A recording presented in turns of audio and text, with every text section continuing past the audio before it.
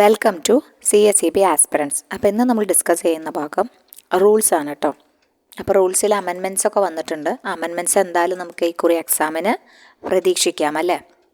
അപ്പോൾ അതുകൊണ്ട് റൂളുമായി പ്രധാനപ്പെട്ട റൂൾസാണ് നമ്മൾ ഡിസ്കസ് ചെയ്യുന്നത്. പിന്നെ റൂൾസുമായി ബന്ധപ്പെട്ടിട്ടുള്ള അമെൻമെൻറ്റുകളും കൂടി നമ്മൾ പുതുതായി കൂട്ടിച്ചേർത്ത അമെൻമെൻറ്റുകളും നമ്മൾ ഡിസ്കസ് ചെയ്ത് പോകുന്നുണ്ട് കേട്ടോ. പിന്നെ സെക്ഷൻസിൻ്റെ അമെൻമെൻറ്റ്സ് എല്ലാം നമ്മൾ കവർ ചെയ്തതാണ്. അതിൻ്റെ എക്സ്പെക്റ്റഡ് ക്വസ്റ്റ്യൻസ് നമ്മൾ ചെയ്തിട്ടുണ്ടായിരുന്നു. അപ്പോൾ അതും ആ സീരീസും നമ്മൾ വീണ്ടും ക്വസ്റ്റ്യൻസ് ആയിട്ട് നമ്മൾ കണ്ടിന്യൂ ചെയ്യുന്നതായിരിക്കും.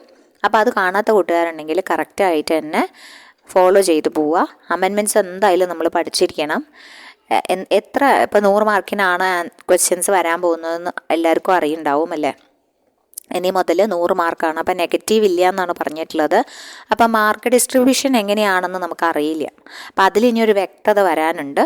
എങ്ങനെ 70 ആണോ 70+30 ആണോ വരിക, സബ്ജക്റ്റ് 70-ൽ നിൽക്കുമോ, നമുക്കതൊന്നും അറിയില്ല. പക്ഷേ എന്നിരുന്നാലും നമ്മുടെ കോപ്പറേറ്റീവ് ലോയെ സംബന്ധിച്ച് യാതൊരു മാറ്റവും വരാൻ പോകുന്നില്ല അല്ലേ. ഇതെന്തായാലും നമ്മൾ വ്യക്തമായി പഠിച്ചിരിക്കണം. അപ്പോൾ 100 ക്വസ്റ്റ്യൻസ് ആയതുകൊണ്ട് തന്നെ ക്വസ്റ്റ്യൻസ് നല്ല ആഴത്തിലുള്ള ക്വസ്റ്റ്യൻസ് ഇപ്പോൾ കടന്നു വരുന്നുണ്ട്. അപ്പോൾ പണ്ട് റൂളുകളൊക്കെ ചുമ്മാ ഇന്ന റൂൾ ഏതെന്ന് ചോദ്യം മാത്രമേ വന്നിരുന്നുള്ളൂ. ഇപ്പോൾ ആ കാലമൊക്കെ പോയി. ഇപ്പോൾ റൂൾസിൻ്റെ ഉള്ളിലുള്ള കണ്ടൻസിനും കൂടി പ്രാധാന്യം കൊടുത്തിട്ട് പഠിക്കണം. അപ്പോൾ അതുകൊണ്ട് തന്നെ ഓരോ റൂളുകളും അതിൻ്റേതായ ഇമ്പോർട്ടൻസ് മനസ്സിലാക്കി നിങ്ങൾ പഠിക്കുക കേട്ടോ. അപ്പോൾ അമെൻമെൻറ്റ്സ് കൂടെ ഉണ്ട്. അപ്പോൾ ഏതൊക്കെ ഭാഗമാണ് അമെൻഡ് ചെയ്തത് നമ്മൾ ഡിസ്കസ് ചെയ്യുമ്പോൾ നമുക്ക് പറഞ്ഞു പോവാം. അപ്പോൾ ഈ ഒരു കേരള കോപ്പറേറ്റീവ് സൊസൈറ്റീൻ്റെ റൂൾസിൻ്റെ ഡേറ്റ് വന്നിട്ട് 2024 ഡിസംബർ 31-നാണ് അവർ കേരള ഗസറ്റ് എക്സ്ട്രാ ഓർഡിനറി എന്ന് പറഞ്ഞിട്ട് അതോറിറ്റി പബ്ലിഷ് ചെയ്യുന്നത് 2024 ഡിസംബർ 31-നാണ്. അപ്പോൾ അതുകൊണ്ട് തന്നെ കഴിഞ്ഞ എക്സാമിന് ഫെബ്രുവരി 15-നുള്ള എക്സാമിന് ഉണ്ടായിരുന്നില്ല. പക്ഷേ ഇനി വരുന്ന എന്തായാലും പ്രതീക്ഷിക്കാവുന്നതാണ്. അപ്പോൾ അതുകൊണ്ട് തന്നെ നമുക്ക് ക്ലാസ്സിലേക്ക് കടക്കാം. കേരള കോപ്പറേറ്റീവ് സൊസൈറ്റി റൂൾസ് വിത്ത് ലേറ്റസ്റ്റ് അമെൻമെൻറ്റ്സ് ആണ് നമ്മൾ ഡിസ്കസ് ചെയ്യുന്നത് കേട്ടോ. അപ്പോൾ റൂൾസിൽ ചാപ്റ്റർ 1 പ്രിലിമിനറി ആണ്. റൂൾ 1 ഉം 2 ആണ്. അപ്പോൾ ഇതിന് മുമ്പ് നമ്മൾ ഇതിൻ്റെ ഒരു സെക്ഷൻ ചെയ്തിട്ടുണ്ട്. അപ്പോൾ അന്ന് നമുക്ക് റൂൾസ് ഒന്നും വന്നിട്ടില്ല. അതുകൊണ്ട് നമ്മളത് ഇൻക്ലൂഡ് ചെയ്തിട്ടില്ല. അപ്പം ഇനി കഴിഞ്ഞ ഭാഗം കണ്ടവർ നോട്ട് എഴുതിയിട്ടുണ്ടെങ്കിൽ പുതിയതായി അമെൻഡ് ചെയ്ത ഭാഗവും കൂടി അതിൽ കൂട്ടിച്ചേർക്കുക കേട്ടോ. ഓക്കെ. അപ്പോൾ KCS റൂൾസ് ചാപ്റ്റർ 1 പ്രിലിമിനറിയിൽ റൂൾ 1 ഉം 2 ഉമാണ് ഡിസ്കസ് ചെയ്യുന്നത്. റൂൾ 1 എന്താണ്? ഷോർട്ട് ടൈറ്റിൽ ആൻഡ് എക്സ്റ്റെൻഡ് ആണ് റൂൾ 1. റൂൾ 1 എന്താണ്? ഷോർട്ട് ടൈറ്റിൽ ആൻഡ് എക്സ്റ്റെൻഡ് ആണ്. These rules may be called the Kerala cooperative societies rules 1969 came into force on 14th July 1969. എല്ലാവർക്കും അറിയുന്ന കാര്യം തന്നെയാണ്. പിന്നെ റൂൾ 2 പറയുന്നത് ഡെഫിനിഷൻസ് ആണ് അല്ലേ. ഓക്കെ. അപ്പോൾ ഡെഫിനിഷൻസിൽ ചെറിയ മാറ്റങ്ങൾ വന്നിട്ടുണ്ട്. റൂൾ 2 പണ്ട് 2A ആക്ട് തന്നെയായിരുന്നു. 2 സബ്സെക്ഷൻ A വരുന്നത് ആക്ടിനെ കുറിച്ചിട്ടാണ്. Act means the Kerala cooperative societies act 1969. Okay. അത് കഴിഞ്ഞ് റൂളിൽ 2A1 എന്ന് പറഞ്ഞ് ഓഡിറ്റ് ടീമിനെ ഉൾപ്പെടുത്തിയിട്ടുണ്ട് കേട്ടോ. അത് പുതുതായിട്ട് വന്ന ഒരു അഡീഷനാണ്. റൂൾ 2A1 എന്ന് പറഞ്ഞിട്ട് ഓഡിറ്റ് ടീമിനെ ഉൾപ്പെടുത്തിയിട്ടുണ്ട്. അപ്പോൾ ഓഡിറ്റ് ടീം എന്താണെന്ന് വെച്ച് കഴിഞ്ഞാൽ means a team of auditors appointed by the director of cooperative audit. അപ്പോൾ അങ്ങനെ ചോദിക്കാം, ടീം ഓഫ് ഓഡിറ്റേഴ്സിനെ അപ്പോയിൻറ്റ് ചെയ്യുന്ന ആരാണ്? DC ആണ് അല്ലേ. ആസ് സ്റ്റിപ്പുലേറ്റഡ് അണ്ടർ ഏത് സെക്ഷൻ പ്രകാരം? Subsection 9 of section 63 of the act. അതായത് 63-ൽ 9 പ്രകാരമാണ് ആര് അപ്പോയിൻറ്റ് ചെയ്യുന്നത്? DCയെ ടീം ഓഫ് ഓഡിറ്റേഴ്സിനെ അപ്പോയിൻറ്റ് ചെയ്യുന്നത്. അപ്പോൾ ആ ഒരു പോയിന്റ് നിങ്ങൾ ഇപ്പോഴേ നോട്ട് ചെയ്ത് പോവുക. ഏത് സബ്സെക്ഷൻ പ്രകാരമാണ്? 63-ൽ 9 പ്രകാരം DCയാണ് ആരെ അപ്പോയിൻറ്റ് ചെയ്യുന്നത്? ടീം ഓഫ് ഓഡിറ്റേഴ്സിനെ അപ്പോയിൻറ്റ് ചെയ്യുന്നത്. അങ്ങനെയുള്ള ടീമിനെയാണ് ഓഡിറ്റ് ടീം എന്ന് പറയുന്നത്. ഇത് പറയുന്നത് റൂൾ 2A1-ലാണ്. അത് പുതിയ ഒരു ഉൾപ്പെടുത്തലാണ്. ഓക്കെ. പിന്നെ അടുത്തത് വരുന്നത് പിന്നെ മാറ്റങ്ങളില്ല. 2AA കോപ്പറേറ്റീവ് മെമ്പർ റിലീഫ് ഫണ്ടാണ്. അത് 56(1)(c) പറഞ്ഞിട്ടുള്ളതാണ്. Cooperative member relief fund means the cooperative member relief fund constituted under section 56(1)(c) of the act. അത് പണ്ടുള്ളത് തന്നെയാണ് കേട്ടോ. പിന്നെ അടുത്തത് വരുന്നത് rule 2AB cooperative revival fund scheme.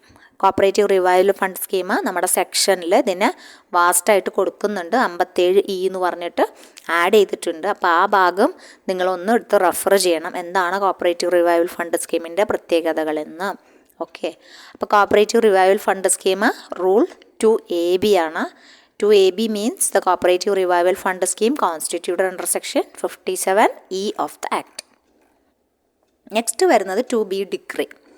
Decree means any order, decision or award referred to in section 76 പ്രകാരമുള്ള എന്തെങ്കിലും award അല്ലേ, അല്ലെങ്കിൽ ഓർഡർ, അല്ലെങ്കിൽ ഒരു തീരുമാനം, അതിനെയാണ് ഡിക്രി എന്ന് പറയുന്നത്. അതായത് നമുക്കറിയാം ഒരാൾക്ക് എതിരെ സമ്പാദിക്കുന്ന വിധി, അതാണ് ഡിക്രി എന്ന് പറഞ്ഞു കഴിഞ്ഞാൽ. പിന്നെ ഡിക്രി ഹോൾഡറിനെ കുറിച്ച് പറയുന്നത് 2 സബ്സെക്ഷൻ സിയിൽ പറയുന്നുണ്ട്. ഡിക്രി ഹോൾഡർ ആരാണ്? ഡിക്രി കൈവശം വച്ചിരിക്കുന്ന ആളാണ് ഡിക്രി ഹോൾഡർ. അതായത് വിധി ആർക്കാണോ വിധി സമ്പാദിച്ച് കിട്ടിയത് അയാൾ ഡിക്രി ഹോൾഡർ.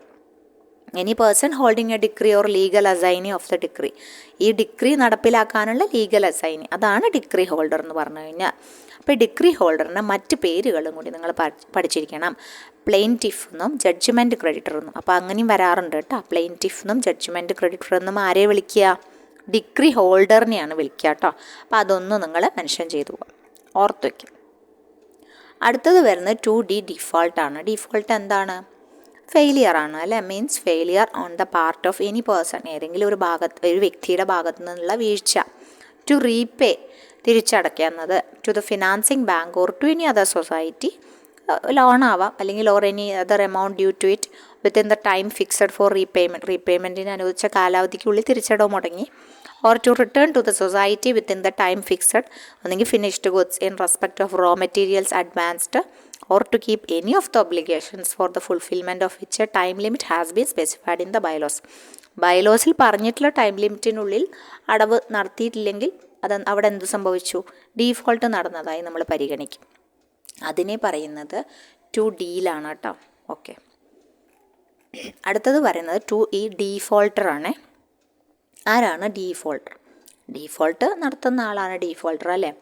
അപ്പോൾ അത് മീൻസ് എനി പേഴ്സൺ, അല്ലെങ്കിൽ എനി കോപ്പറേറ്റീവ് സൊസൈറ്റി. പേഴ്സൺ മാത്രമല്ല, കോപ്പറേറ്റീവ് സൊസൈറ്റികളും ലോൺ എടുത്തിട്ട് അടയ്ക്കാതെയാവില്ലേ, മറ്റു വല്ല ഫിനാൻസിങ് ബാങ്കൊന്നോ അല്ലെങ്കിൽ അപ്പെക്സ് എന്നൊക്കെ അങ്ങനെ സംഭവിക്കാമല്ലോ. അപ്പോൾ അതുകൊണ്ട് ഇത് വ്യക്തി മാത്രമല്ല, സൊസൈറ്റിക്കും അങ്ങനെ സംഭവിക്കാം. അപ്പോൾ അതുകൊണ്ട് ഡീഫോൾട്ടർ ആവാം, സൊസൈറ്റി ആവാം. എഗെയിൻസ്റ്റ് വിച്ച് ഡിക്രി അപ്പോൾ അത് നമ്മൾ ശ്രദ്ധിക്കണം. പേഴ്സൺ മാത്രമാണെന്നുള്ള കൺസെപ്റ്റിൽ നമ്മൾ പഠിക്കരുത്. ഒരു കോപ്പറേറ്റീവ് സൊസൈറ്റി ആവാം.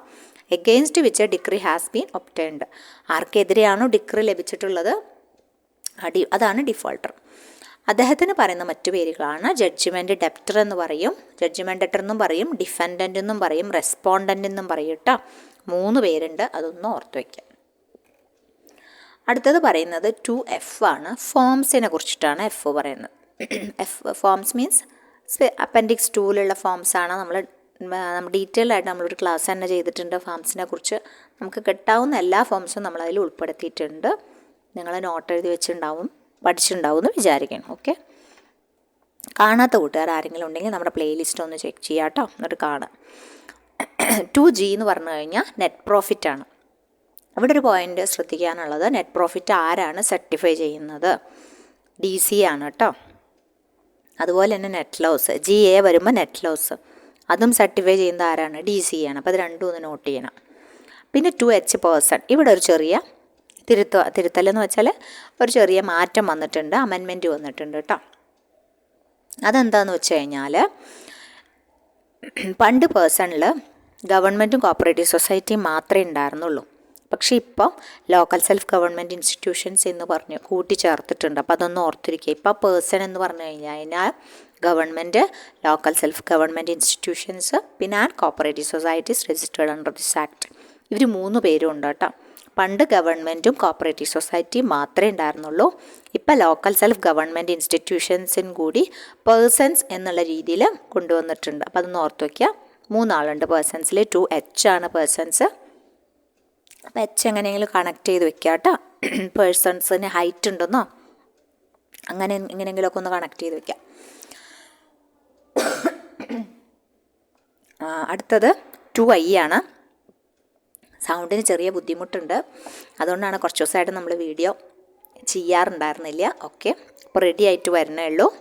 എല്ലാവരും ജസ്റ്റ് ഒന്ന് മനസ്സിലാക്കട്ടോ. ഓക്കെ, 2 സബ്സെക്ഷൻ I ആണ് sale officer. Okay, sale officer means the person appointed by registrar to conduct and to execute the attachment and sale or sale without attachment of the property of defaulters. Sale officer ആരാണെന്ന് അറിയാം അല്ലേ? അതായത് രജിസ്ട്രാറാണ് appoint ചെയ്യുന്നത് sale ഓഫീസറിനെ, ഒരു വ്യക്തി. എന്തിനു വേണ്ടിയിട്ടാണ്? ഒന്നുകിൽ അറ്റാച്ച് ചെയ്യാൻ, എക്സിക്യൂട്ട് ചെയ്യുന്ന സംഭവം, അതായത് എക്സിക്യൂട്ട് നടത്താനും എന്നിട്ട് അറ്റാച്ച്മെൻറ്റ് ചെയ്തിട്ട് വിൽക്കാനും, അല്ലെങ്കിൽ വിൽപ്പന നടത്താതെ തന്നെ അറ്റാച്ച് ചെയ്യാനും അദ്ദേഹത്തിന് അധികാരമുണ്ട്. ആരുടെ? Property of the defaulter. അതാണ് ഇമ്പോർട്ടൻ്റ്. ഡീഫോൾട്ടറുടെ പ്രോപ്പർട്ടി അറ്റാച്ച് ചെയ്യാൻ വേണ്ടിയിട്ട് നിയമിക്കുന്ന ഉദ്യോഗസ്ഥനാണ് ആര്? സെയിൽ ഓഫീസർ എന്ന് പറഞ്ഞു കഴിഞ്ഞാൽ. Okay, sale officer means an officer of any department empowered by the registrar by general or special order. Sale ഓഫീസറിനെ ഏതെങ്കിലും ഒരു ഡിപ്പാർട്ട്മെൻറ്റിൽ നിന്ന് എടുക്കുകയാണ് ചെയ്യുക. To conduct the attachment and sale without attachment of the property of defaulters or to execute the order of decision of the registrar in regard to the attachment and sale or sale without attachment of the property of the ഡീഫോൾട്ടർ. അതിന് വേണ്ടിയിട്ടാണ് execute ചെയ്യുന്നതല്ലോ. പിന്നുള്ളത് 2J ആണ്. Section എന്താണ്? Section means section of the act. 2K working ക്യാപിറ്റലാണ്. അതൊന്ന് ശ്രദ്ധിക്കണം കേട്ടോ. Working capital means such portion of reserve fund and other funds paid up share capital, loans and deposits received by the society and debentures issued by the society as have not been invested in building and other fixed assets. അതാണ് പ്രത്യേകത. കാരണം ബിൽഡിങ്ങിലും other fixed അസറ്റ്സിലും invest ചെയ്യാത്തതാണ് എന്ത്? Working capital എന്ന് പറഞ്ഞു കഴിഞ്ഞാൽ. അപ്പോൾ നമ്മൾ ഈ ഡെഫിനിഷൻസിലെ കണ്ടൻറ്റുകൾ നമ്മൾ പഠിക്കണം. അത് ക്വസ്റ്റ്യൻസ് ധാരാളം വരുന്നുണ്ട്.